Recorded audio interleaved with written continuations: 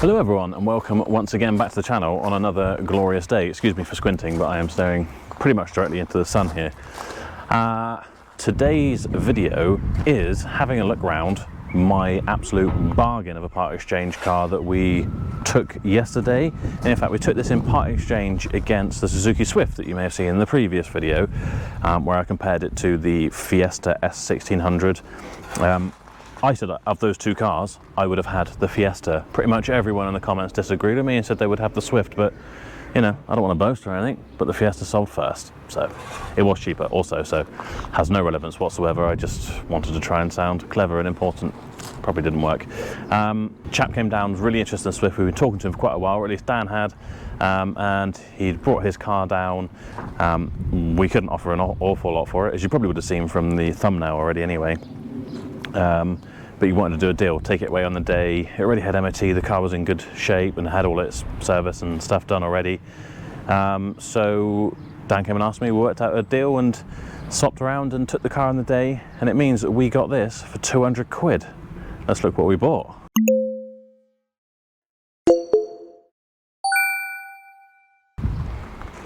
So here is our 2003 Seat Leon. It doesn't look too bad for 200 quid, does it? We get a bit closer, you're going to see that there are some scratches, and obviously our centre trims are missing from the wheels, but I mean, look, there's a car for £200. That kind of blows my mind in a sense, to be honest, because it's all working, and to be fair, look at the headlights, they've just been restored, or they're brand new. But it's not perfect by any means. It's only got a couple of months MOT left on it. I'm trying to think what else, but it's not a bad car, it's just not hugely valuable, so that's why we can only give £200 in part exchange. Anyway, let's walk around it and kind of look at it objectively. So, front wheel, we've got a cheap Sumitomo tyre on there, but good tread, and we got quite a bit of damage where this has been scraped along something. Doesn't really stand out though, does it? Someone's done a pretty awful touch-up job on it, but you know, it's on the arch, so it doesn't really stand out that much, I don't think. Then coming along, we've got some damage on the wing mirror as well, probably happened at the same time. Key marks from scratching the door with your keys, etc. Scuff there as well. Interestingly, I see it's got an S written on there, so I wonder if that means it's been through an auction or something. Got another badly kind of touched up scuff here. It looks like actually that might have been some, do you know what, like, I bet you half of that, if you were to get some thinners on there, get that off and polish it, it would look 10 times better. I bet there's not really much of a scratch under there at all, but there we are. They've put a load of sticky stuff on top and made it look worse than the scratch beforehand did probably. Then we got a Uniroyal on the back, loads of tread, that looks pretty good. Walking around, so originally it was a Holders of Congersbury, it says from the number plate. Back looks pretty good, not much going on there. Got another badly touched in scuff here. I'd be tempted, if it was a higher value car, to actually run the mop over that, polish it up and see if we can, you know, just make that look 10 times better, but it's not more valuable, so it's probably just not worth the time and effort. Again, our little Seat emblems are missing from the tyres. From the wheels, sorry. I was thinking about tyres because this one is a Fire, what on earth is it? A Fire Hawk. And it's looking a bit perished, and I think from our kind of appraisal when we took this in part exchange, that one needs replacing. I think it might have even been advised on its last MOT. This wing mirror's also a bit scuffed up, and this front arch is also a bit scuffed up and has been touched in again pretty badly, really, not very good. Then we've got a Sumitomo on the front again with loads of tread, so I imagine the two front ones have probably been swapped at the same time. Then we have a telltale sign that something's not quite right here. Hopefully you can see residue from tape where that window has been taped shut, so there might be something to investigate there. Come around the front, there's a bit of a crease and some scuffs and things that mostly would actually polish out, I think. Obviously not the crease, but the sort of light scuffs, whatever's happened there, I don't know. And then the headlights, looking in really good condition. They want a bit of TFR on there and get these bugs off. But other than that, I'm wanting a good polish and a clean up, but this 200 quid car, I mean, it's really good condition actually. I mean, I didn't look at it before I actually came to the decision on valuation for this, but I did. I think Auto Trader was telling us that part exchange should be 150 quid. I can't remember what the other options were, and I thought maybe, you know, if it was a really nice one, it would be £1,000 or something maybe. So yeah, we offered a couple hundred quid, and once we worked out a deal on the other car, which we knocked a bit of money off to be fair, yeah, chap was happy with that, and yeah, not bad value. It's not something we're going to want to retail from here, obviously. It just wouldn't be economical by the time you've done a tyre, MOT, touch up. Well, it's just not going to sell here on our forecourt. But still, you know, there'll be money in this. Go down the farm site with Sophie maybe, and yeah, let's have a quick look inside. So we have only got one key, but it is remote central locking, which does seem to work. And then inside is actually pretty clean. I mean, it's not clean, but for a part exchange car that's turned up and they've kind of dumped it with us on the day, trust me, this is clean. We got a few leaves and bits and pieces. Again, the dog hair is my fault.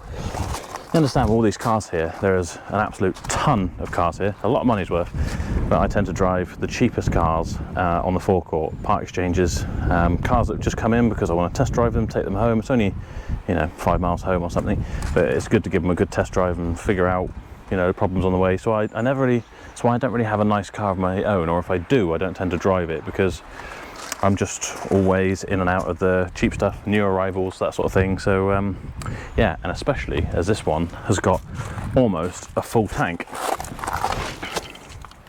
Let's turn the ignition on, wait for that to go up.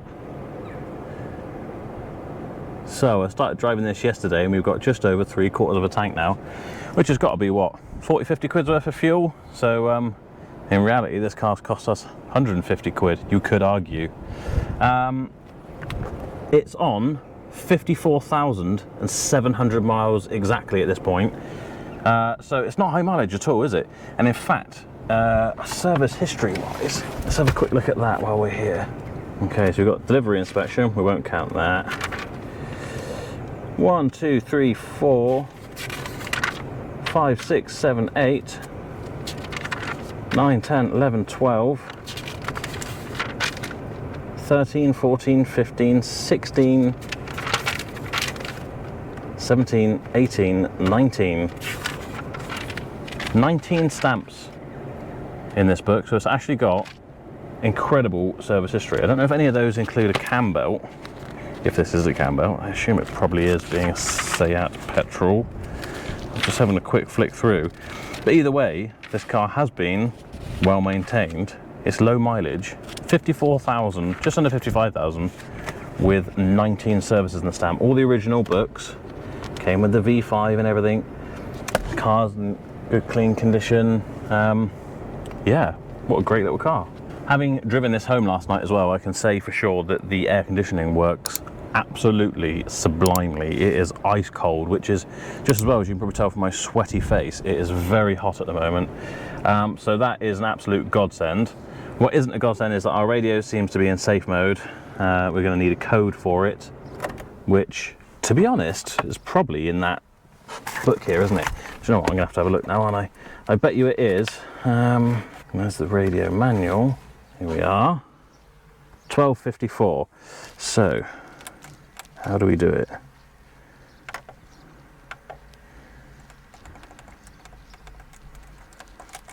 Okay, so it's not asking for a code, it's just saying it's in safe mode. So you might have to take it out of safe mode and then put the code in, but we have got the code, so fear not, we can certainly sort that out. We don't have cruise control or automatic lights or anything fancy like that. It's just a 5-speed manual. This Gator is looking a bit worse for wear, to be honest, but you know, I'm not going to bother doing anything with that. I can't imagine it'd be too expensive to get one on eBay if you did want one.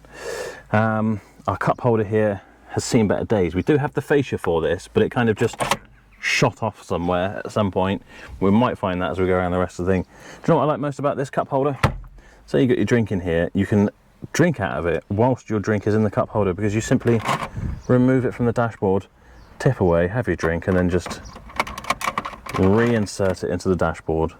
I think that's meant to be behind that little trim, isn't it? And they forgot to do it maybe when they were changing the radio around, so we could certainly replace that. And we do have, like I say, the little fascia that goes on there and sorts that out, but I just can't figure out where that's gone.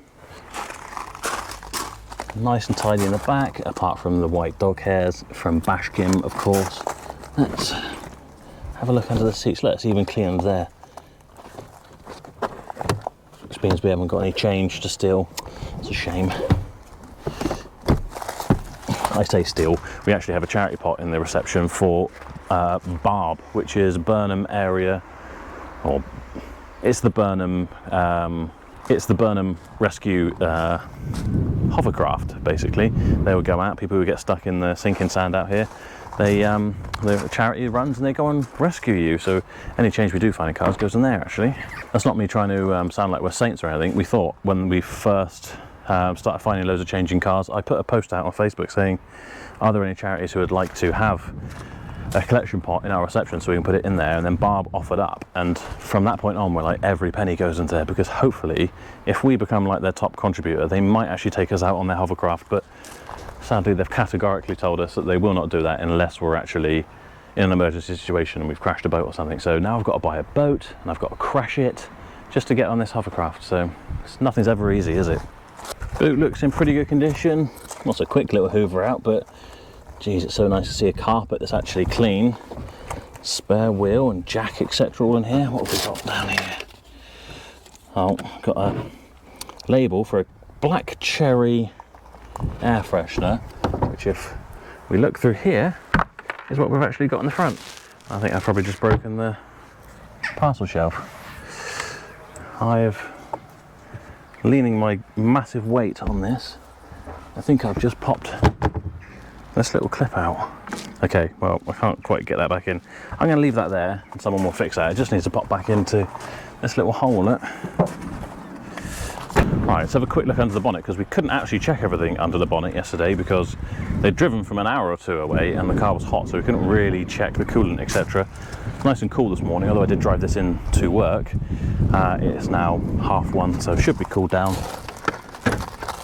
All right, and here we are. So it's a 1.4. I didn't mention that before because I didn't actually know.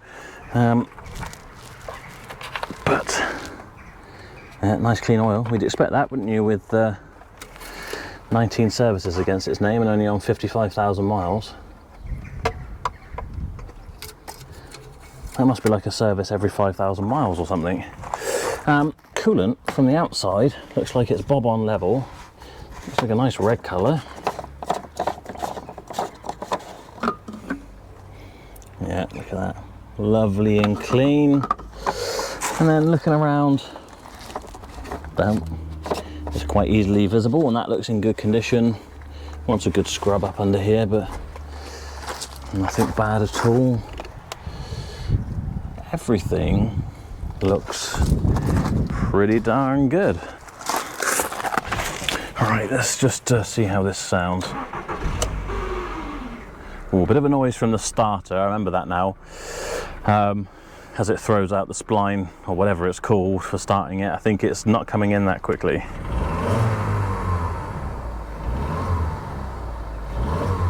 Possibly sounds a little bit tappy.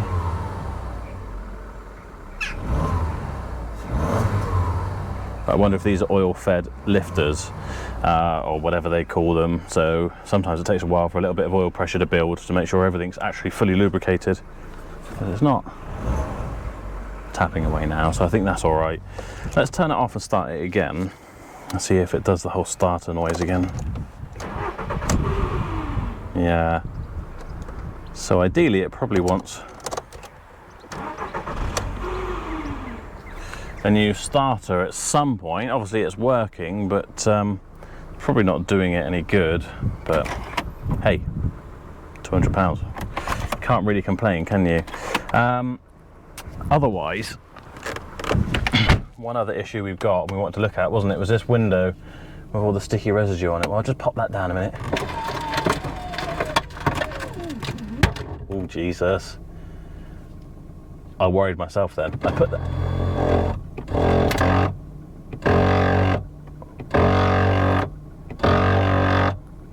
Doesn't sound good, does it?